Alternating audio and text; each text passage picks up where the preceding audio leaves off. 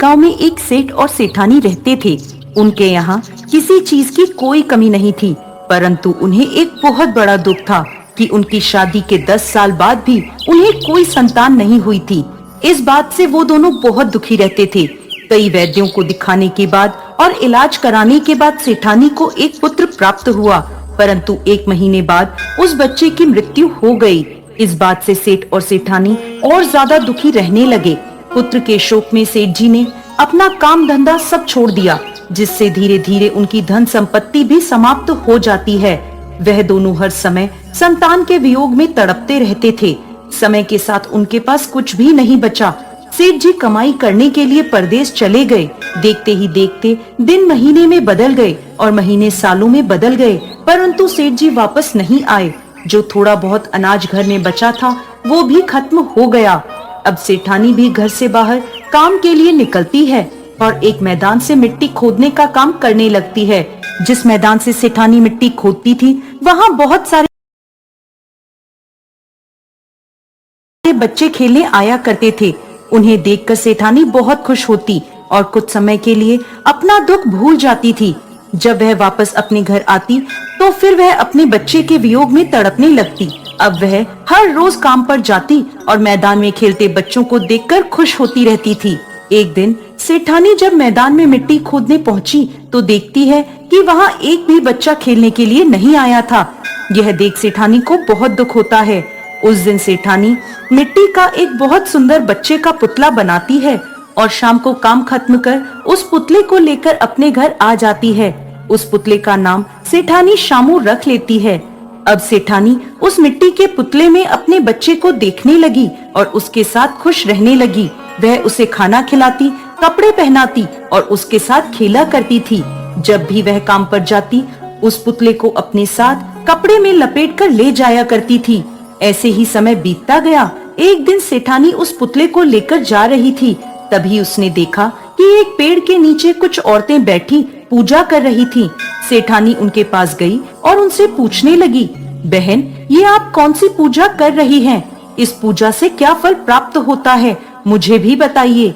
तब वह औरतें बोली, इस व्रत का नाम जीवित पुत्र का व्रत है। यह व्रत करने से संतान की आयु लंबी होती है। जो महिलाएं विधि विधान से यह व्रत करती हैं, यदि उनके संतान है तो उसे लंबी आयु प्राप्त होती है और यदि संतान नहीं है तो उन्हें पुत्र रत्न प्राप्त होता है। यह सुनकर सेठानी सोचने लगी, मैं भी अपने पुत्र शामू के लिए यह व्रत करूंगी। अब सेठानी ने मन में ठान लिया कि अगले वर्ष से वो भी अपने पुत्र की लंबी आयु के लिए जीवित पुत्र का व्रत किया करेगी। समय बीतता है और अगले वर्ष फिर से जितिया का व्रत आता है। तब सेठानी पूरी श्रद्धा और भक्ति भाव से जीवित पुत्रिका का व्रत रखती है। दिन रात ज्योत भगवान से अपने पुत्र शामू की लंबी आयु की प्रार्थना करती रहती है। अगले दिन सेठानी ने जितिया व्रत का पारण पूरे विधि विधान के साथ किया और फिर हमेशा की तरह अपने काम में लग गई। एक दिन वो उस पुतले को लेकर काम पर गई तो उसे महसूस हुआ कि वह पुतला हिल रहा है, लेकिन उसने सोचा कि ये उसकी गलत फहमी है। उसने ध्यान नहीं दिया और अपने काम में लगी रही। थोड़ी देर बाद उसे बच्चे के रोने की आवाज आई तो वो आश्चर्य में पड़ गई। थोड़ी देर बाद उसने अपने बच्चे का कपड़ा हटाकर देखा तो देखती है कि पुतले की जगह एक छोटा बच्चा था, जिसे देखकर वो बहुत खुश हुई और समझ गई कि ये सब ज्योत भगवान की कृपा से हुआ है। मिट्टी के पुतले में भी ज्योत वाहन भगवान ने जान डाल दी है। वह ज्योत भगवान को कोटि कोटि प्रणाम करती है और खुशी खुशी अपने घर की ओर लौट जाती है। रास्ते में सभी लोगों को बताती है कि ज्योत भगवान की कृपा से मेरा मिट्टी का पुतला पुत्र बन गया है। यह सुनकर सब हंसने लगते हैं और कहते हैं, सेठानी तो लगता है पागल हो गई है। मिट्टी का पुतला भी कभी जीवित हो सकता है। लेकिन मिट्टी के पुतले की जगह बच्चे को देखकर सब समझ गए कि सेठानी पर ज्योत भगवान की कृपा हुई है। उधर सेठ जी जो कमाने के लिए विदेश गए हुए थे, ज्योत भगवान की कृपा से उन्हें भी अपनी पत्नी की याद आई तो वो भी अपना कमाया सारा धन लेकर अपने घर की ओर चल दिए। रास्ते में चोरों ने उनका सारा धन लूट लिया।